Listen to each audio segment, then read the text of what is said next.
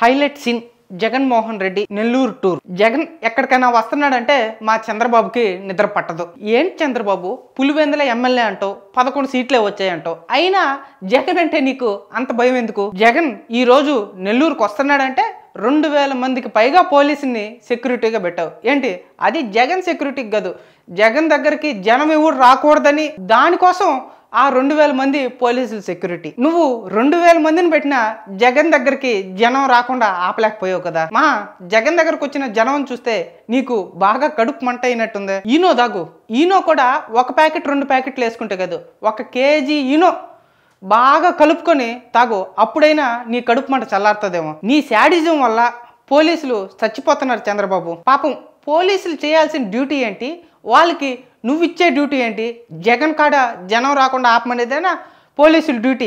జగన్ దగ్గరికి జనం రాకుండా ఆపేదేనా అసలు పోలీసుల డ్యూటీ? ఒక పక్క ప్రజలు తిడతానే ఉన్నారు, అది నీకు తెలుస్తూ ఉంది. ఇప్పుడు ప్రజలే కాదు పోలీసులు కూడా నిన్ను తిట్టుకుంటున్నారు. చంద్రబాబు ఏంట్రా బాబు మాకు ఈ కర్మ, మేము చేయాల్సిన డ్యూటీ ఏంటి, ఈ చంద్రబాబు మాకు ఇచ్చే డ్యూటీ ఏంటి అని. ఈ రోజు నెల్లూరులో హైలైట్స్ ఏంటంటే మా జగనన్న చంద్రబాబుని బావిలో దూకమన్నాడు. జగనన్న బావిలో దూకమన్నావు, అది నీళ్ళున్న బాయా నీళ్ళు లేని బాయో కొంచెం క్లారిటీగా మన చంద్రబాబు చెప్తే నువ్వు చెప్పింది చేస్తాడన్న. చంద్రబాబు నాయుడు దూకే బావికి పసుపు కలరా ఎరుపు కలరా చెప్పన్నా. ఎందుకంటే మా చంద్రబాబుకి ఎరుపు నచ్చదు, కానీ మా చంద్రబాబుకి పసుపు కలర్ బావి అంటేనే ఇష్టం. ఆ పసుపు కలర్ బావిలో నీళ్ళు లేకపోయినా దూకేస్తాడు, ఎందుకంటే మా చంద్రబాబుకి పసుపు అంటే అంత ఇష్టం అన్న. కాబట్టి నువ్వు పసుపు కలర్ బాయినే మా చంద్రబాబు కోసం సెలెక్ట్ చేస్తే ఆయన పని ఆయన చేసుకుంటాడు. పాపం ఆయనకి ఇంకేమన్నా కలర్ ఇచ్చినా కూడా ఫీల్ అవుతాడు. పసుపే ఆయనకి ఫేవరెట్ కలర్. ఇన్ని రోజులు రోడ్ల మీద బ్యారిగేట్లు పెట్టేవాళ్ళు, కానీ ఈ రోజు ఏకంగా రోడ్ల మీద ముళ్ళ కంచే పెట్టారు. ఏంటి చంద్రబాబు నువ్వు రోజు రోజుకి మరి ఇంత దిగజారిపోతున్నావు? రోడ్డు మీద ముళ్ళ కంచెలేంది పెట్టేది? అంటే జనం రాకుండా ఆ ముళ్ళులు గుచ్చుకొని వెనక్కి తిరిగి వెళ్ళిపోవాలనే నీ ప్లాన్.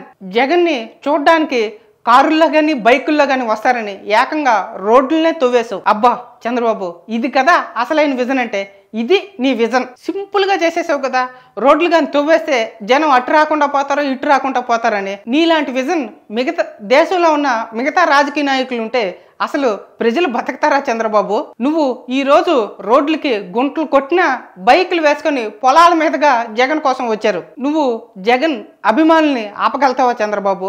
6 సార్లు ఎమ్మెల్యే, మంత్రిగా కూడా పనిచేశాడు నల్లపరెడ్డి ప్రసన్న కుమార్ రెడ్డి. ఆయన్ని అడ్డుకునేదే కాక ఆయన ముందు ఆయన కార్యకర్తలనే లాఠీ చార్జ్ చేశారు పోలీసులు. ఎందుకు చంద్రబాబు మరి ఇంత శాడిస్ట్ గా తయారైపోతున్నావు? రాజకీయాల్లో ఎప్పుడు విమర్శలు ఉంటాయి, తిరిగి విమర్శలు చేయాలి, ఇది రాజకీయాల్లో పద్ధతి. కానీ మీ టీడీపీ వాళ్ళు ఏం చేశారు? ఇంటి మీద ఏకంగా 100 మందితో దాడి చేసి మనిషిని చంపేయాలని చూశారు. చంద్రబాబు నీకు సిగ్గుంటే వాళ్ళ మీద నువ్వు చర్యలు తీసుకోవాలి కదా, నువ్వు చర్యలు తీసుకో, ఎందుకంటే వాళ్ళు మీ పార్టీ వాళ్ళు కాబట్టి. కానీ మాకు మాత్రం ఈ పద్ధతి మాటలంటే చెప్తా ఉంటావు. నీ ఎమ్మెల్యేలు నీ నాయకులు రోజాని ఎలా పచ్చిబూతులు తిట్టారు, విడుదల రజనీని ఎలా పచ్చిబూతులు తిట్టారు, జడ్పీ చైర్మన్ని హారికని ఎలా కారు ఆపి కర్రలతో రాళ్ళతో అద్దాలు పగలగొట్టారు, అయినా నువ్వు చర్యలు తీసుకో.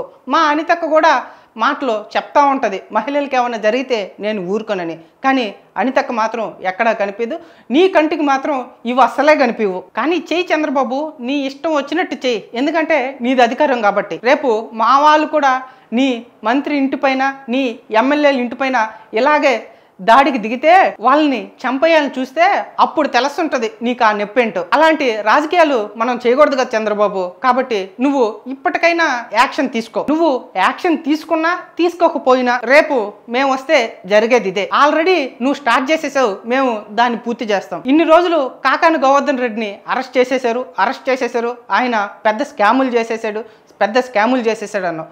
ఈ రోజు జగన్మోహన్ రెడ్డి చెప్పేదాకా తెలియదు ఆయన చేసిన స్కామ్ ఏంటంటే. ఆయన చేసిన స్కామ్ ఏంటంటే వాట్సాప్లో వీడియోలు షేర్ చేయడం. వాట్సాప్లో వీడియోలు 2-3 వీడియోలు షేర్ చేస్తే అరెస్ట్ చేసి జైల్లో పెట్టేస్తావా చంద్రబాబు?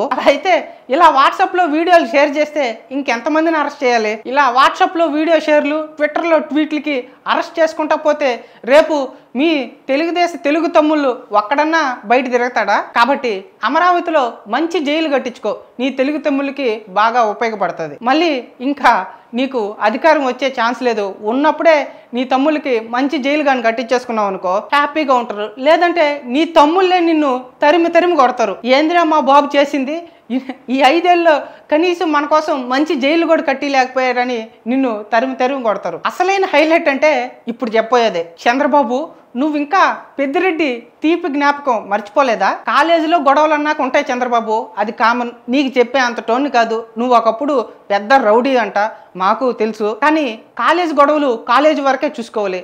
ఇప్పుడు మేము కూడా గొడవ పడ్డాం, కానీ హ్యాపీగా ఉంటున్నాం కదా. కాలేజ్ గొడవలు నువ్వు కాలేజీలోనే మర్చిపోవాలి చంద్రబాబు. నీకు ఎందుకు అంత పగ? అప్పుడెప్పుడో పెద్దిరెడ్డి నిన్ను చెప్పుతో కొట్టాడని ఇప్పటికీ దాన్ని పగబట్టే ఉంటావా?